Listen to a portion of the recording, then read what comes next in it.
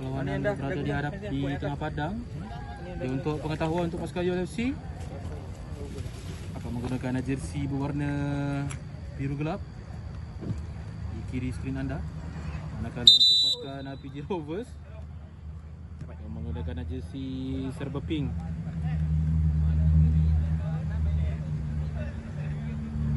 Kita akan menunggu pengadil perlawanan itu berada di tengah padang.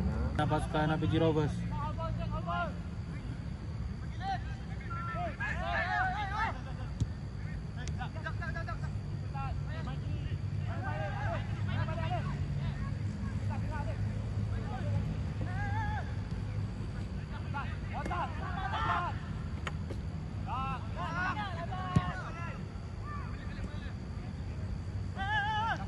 Ini UFC.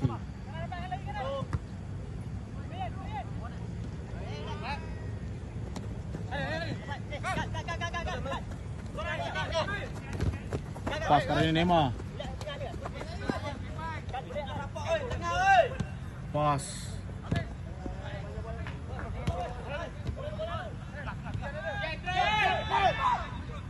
Matan. Diselamatkan oleh penjaga gol pasukan UFC.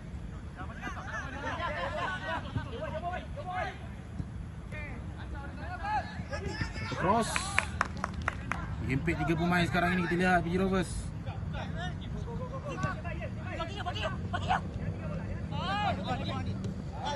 Potong. Ini Neymar.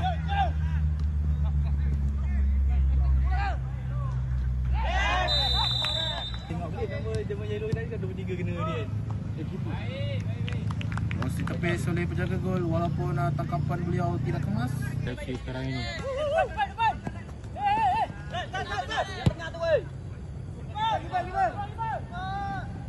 terus kedakapan penjaga gol.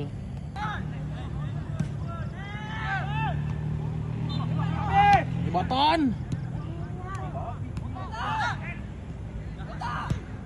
Try.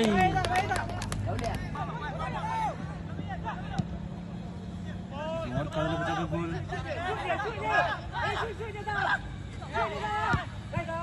Try. Gol. Di menit akhir ini. Satu throw. Skayol.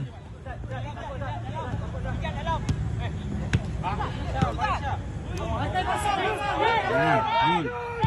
Aku try. Terkena palang.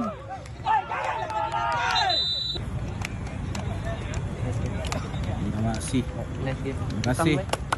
Jumpa di minggu yang ketiga Golazo Liga Division 2 2026. Jumpa lagi. Bye bye.